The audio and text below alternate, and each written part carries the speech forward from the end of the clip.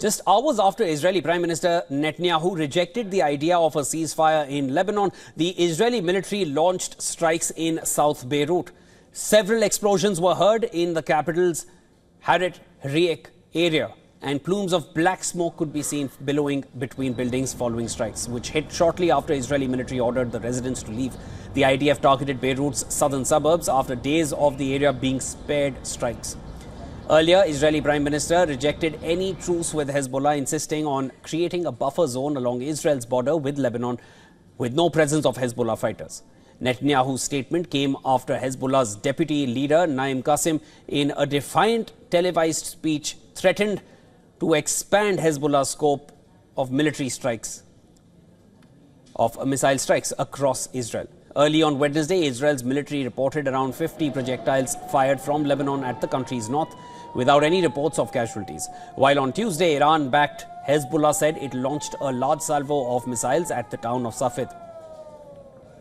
The IDF bombed several areas in southern and eastern Lebanon, including in the Bekaa Valley, where a hospital in Baalbek city was put out of service on Tuesday. It also said it captured 3 Hezbollah fighters in South Lebanon. Lebanon's health ministry said 9 people were killed on Tuesday in strikes on the country's south and 5 others in the east, including 3 children. This while the United States raised concerns with Israel over the nature of its bombing campaign in Beirut in the past weeks. U.S. State Department spokesperson Matthew Miller and the civilian death toll said that the civilian death toll was among Washington's major concerns in Lebanon. They do have a right to go after legitimate terrorist targets. We see Hezbollah continue to operate across Lebanon, and Israel does have a right to defend itself against those terrorists who pose a threat to the state of Israel. But we've had real concerns about the nature of the campaign that we saw roll out across Beirut over the past few weeks, and we made those concerns publicly.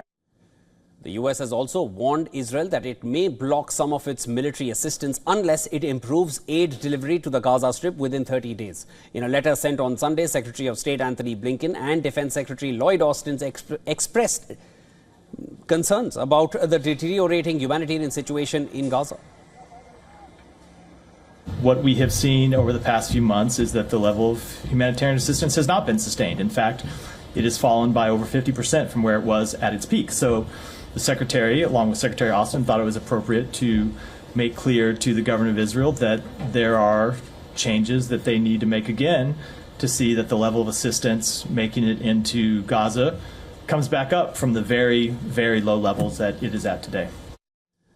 Blinken and Austin have urged Israel to let at least 350 trucks of aid enter per day, open a 5th crossing into Gaza and revoke evacuation orders to Palestinians when there is no operational need. The letter addressed to Israeli Defense Minister Yoav Gallant comes amid a new Israeli offensive in northern Gaza that has reportedly caused a large number of civilian casualties.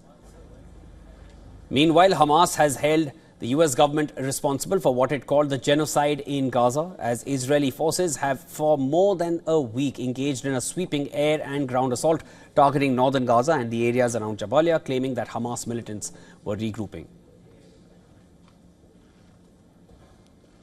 We hold the American administration responsible for these massacres and crimes and the genocide that is being committed daily against our people in the Gaza Strip. The escalation of the siege and the killing of unarmed civilians in their tents and places of displacement.